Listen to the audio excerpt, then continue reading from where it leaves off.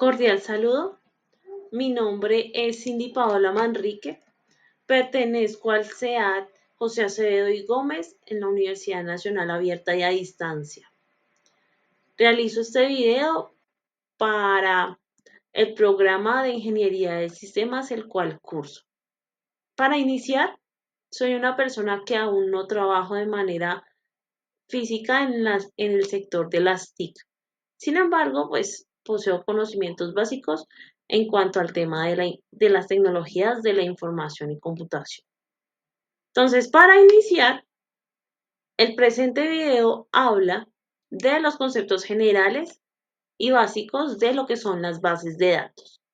Entonces, a nivel general, en cuanto a la evolución histórica de estas bases de datos, podemos ver desde los años 60 avances en la realización de diversos actividades relacionadas con las bases de datos. Entonces, para finales de la década de 1950, se produce la invención de las cintas y los discos. En ese entonces, a las máquinas, a los computadores que salieron en esa época, toda la información se le conservaba en estos discos. Entonces, las máquinas tenían que dar un gran recorrido para poder identificar el dato que necesitaban y asimismo utilizarlo en alguna instrucción específica que el usuario le estuviera dando. ¿Listo? Esto debido a los avances en cuanto a programación y seguidamente pues cambio. En los años 60 se propuso el primer modelo para gestión de bases de datos en las máquinas y fue el modelo CODASIL. ¿Listo? Este modelo salió básicamente por un comité que se reunió para generar una respuesta ante pues la demanda que la máquina en esos momentos estaba requiriendo para poder trabajar, para poder ejecutar una función específica. En el año 1969 se da el nacimiento de las bases de datos relacionales. Este nacimiento se da gracias al señor Edgar Code, que fue el primero en desarrollar pues estas bases de datos a nivel de lo que son las máquinas y de sus requerimientos. En la década de 1970 se da la comercialización de las bases de datos relacionales. Esto en primera medida, por ejemplo, fue por el señor Larry Ellison, quien es el fundador de Oracle, que en ese entonces pues aprovechó para sacar esta idea de las bases de datos relacionales y ponerla en funcionamiento dentro pues de los primeros modelos de equipos que salieron. Y pues a partir de la década de 1980 hasta el presente se da el continuo desarrollo y evolución de las bases de datos, esto con la ayuda de SQL, ¿cierto? Y ya a partir del 2000, 2010 y actualmente, pues debido al auge de lo que es la Big Data, de lo que es la inteligencia artificial, pues se aumenta el volumen de datos y eventualmente el sistema tiende a cambiar por bases de datos no relacionales donde se confluye gran cantidad de información. ¿Listo? Dentro de lo que son el desarrollo de las bases de datos, vamos a ver diferentes conceptos relacionados.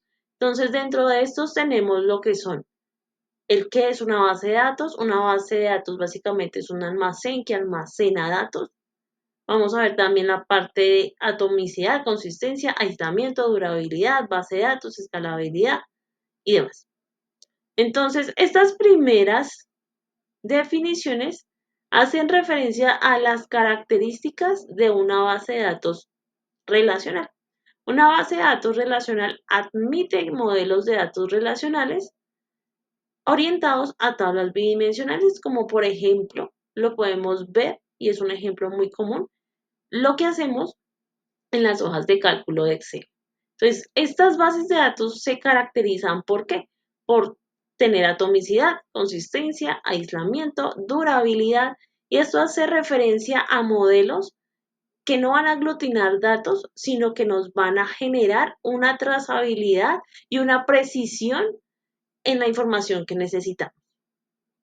También tenemos lo que es la escalabilidad, lo que es la flexibilidad, la transaccionalidad y la estructuralidad, pero como características de lo que es una base de datos no relacional.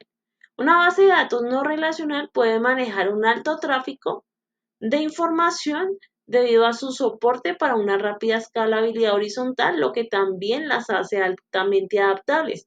¿Y adaptables a qué? A un flujo de información continuo. ¿Listo? Entonces, por ejemplo, Amazon sacó hace poco un sistema de gestión de su información que se llama básicamente Dynamon. ¿Para qué? Pues para facilitar precisamente este alto tráfico de información que requiere. ¿Listo?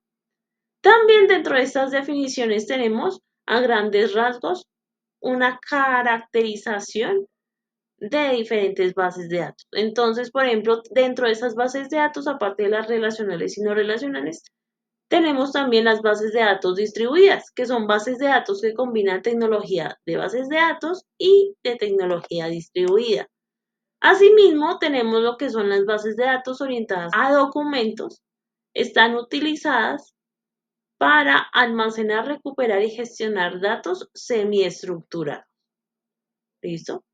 Dentro de las tendencias que tenemos para las bases de datos, pues claramente no hay como una ruta trazada, pero debido al auge de Big Data y también al desarrollo de la inteligencia artificial y de la automatización, podemos encontrar que estos procesos están facilitando la transformación de las bases de datos y facilitándoles a los usuarios la comprensión de información y a partir de ahí las empresas y los usuarios pueden tomar decisiones con respecto a lo que se les está diciendo.